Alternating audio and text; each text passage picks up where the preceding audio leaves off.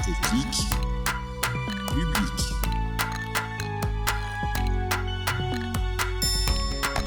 Technique publique. Découvrez l'édition 2025 des Olympiades de l'éloquence du réseau des écoles de service public avec le discours du ministre de la fonction publique, Laurent Marcangeli. C'était volontaire le silence. Car vous venez d'entendre ce que l'éloquence a en réalité de plus redoutable. Ce silence qui nous perturbe, nous gêne, nous déstabilise. Ce silence auquel, il faut bien l'avouer, notre époque est totalement déshabituée. Ce silence qui nous semble durer une éternité. Et lorsqu'un mot surgit enfin, il frappe plus fort, il touche plus juste et il atteint sa cible. C'est là tout l'enjeu de la parole publique. Ne pas parler pour combler un vide, mais parler pour convaincre, pour éclairer, pour fédérer, pour changer la vie de celui ou de celle ou de ceux qui vous écoutent. À vous toutes et à vous tous qui avez relevé cet exercice aussi périlleux qu'enthousiasmant, je tiens d'ores et déjà à vous dire, quels que soient les résultats qui seront annoncés tout à l'heure, bravo, félicitations. Je le dis sincèrement, le fait de relever ce défi, eh bien moi, à titre personnel, ça m'impressionne toujours. Quelle joie de vous voir nombreux à vous prêter au jeu. Vous êtes 36, issus de 18 écoles du service public, à avoir fait entendre, entre les lignes de chacun de vos discours, des convictions, des sensibilités et des singularités. Vous avez démontré que la parole, lorsqu'elle est juste, lorsqu'elle est sincère, peut devenir un puissant levier d'action, de cohésion et de transformation. Vous l'avez sans doute ressenti au moment de prendre la parole.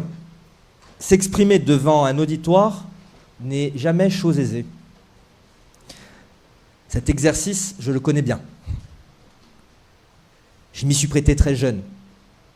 Et pour la petite histoire, ma première prise de parole en public, c'était en 2002, à Ajaccio, dans ma ville, dans un chapiteau bondé de 5000 personnes, et en face de moi, le premier auditeur s'appelait Jacques Chirac. C'était pas facile. C'était pas facile, mais il y a eu d'autres discours. D'abord, il y a eu un métier. Celui d'avocat. Ça tombe bien. Où l'éloquence, même si l'écrit est très important dans cette profession, garde encore toute sa place. Puis j'ai rangé la robe pour enfiler des écharpes.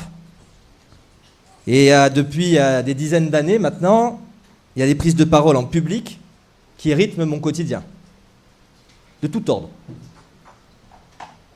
Des réunions de quartier, des réunions dans les mairies des villages.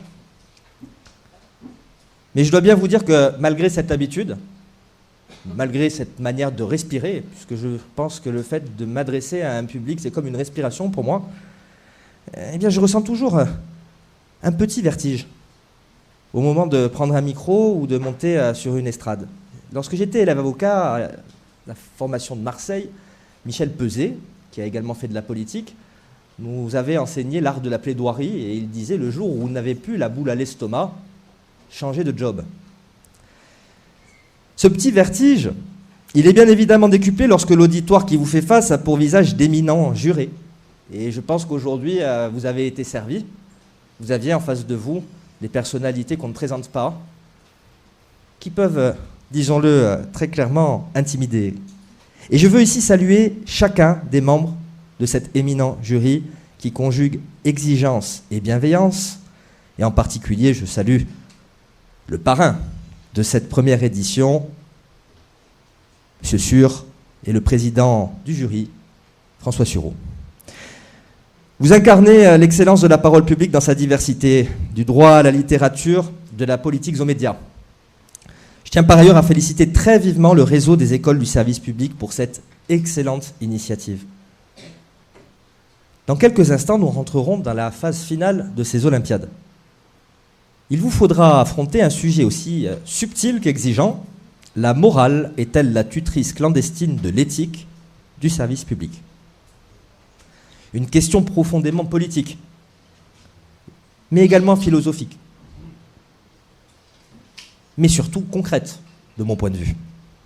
Une question qui interroge la frontière entre la norme et la conscience, entre ce qui est permis et ce qui est juste.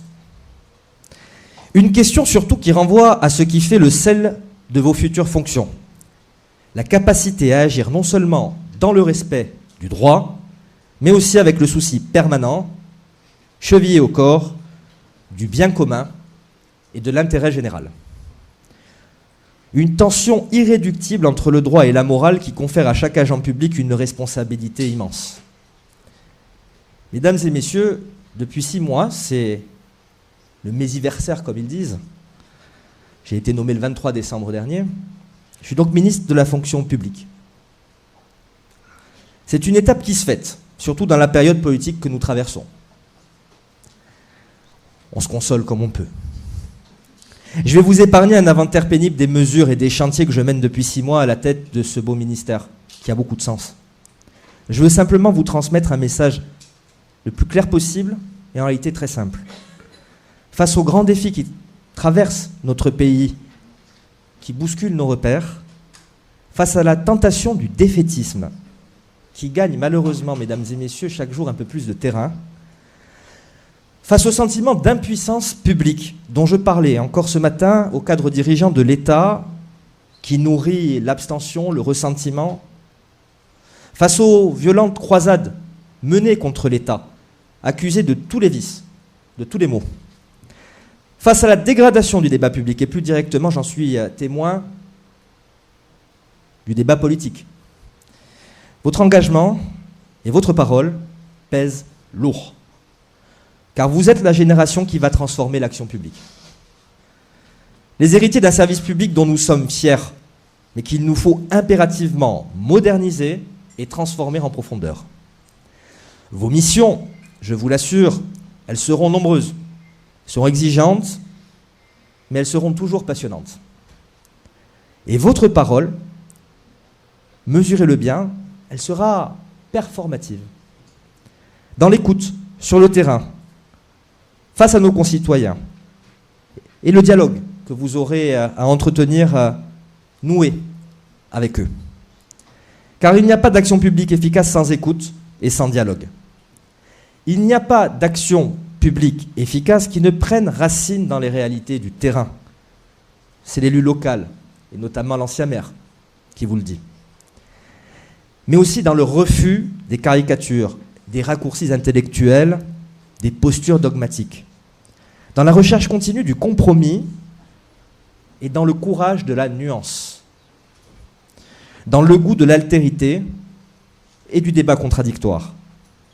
Pour expliquer l'action publique avec clarté, pour défendre les valeurs du service public face aux doutes légitimes qu'il suscite parfois, pour porter des réformes parfois difficiles et même impopulaires, pour faire perdurer l'excellence, quoi qu'en disent ces contempteurs de notre belle fonction publique. Mesdames et messieurs, j'ai commencé mon propos par un éloge du silence. Alors je vais l'appliquer à moi-même et je vais bientôt conclure. Avant de vous quitter, je félicite encore très vivement les organisateurs, les membres du jury et tous les courageux participants. Et je remercie aussi cette belle université pour son accueil. Elle représente tellement de choses dans notre histoire, l'histoire de notre pensée. Et c'est toujours émouvant de parler dans un lieu aussi chargé. Cette première édition des Olympiades de l'éloquence ne doit pas être la dernière. Et je suis certain qu'il y en aura plein d'autres, et que celles et ceux qui me succéderont feront l'effort, qu'il n'en est pas un en réalité, de venir à la rencontre de celles et de ceux qui, comme vous, auront le courage, dans les années qui viennent, d'affronter le regard des autres et d'essayer de susciter leur écoute. Et quand je vois le talent et l'énergie déployés entre ces murs, je suis plus que jamais confiant. Ça change des discours alarmistes.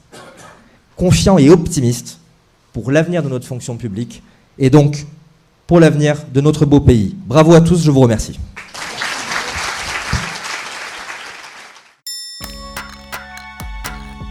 C'était Déclic Public, le podcast du réseau des écoles de service public.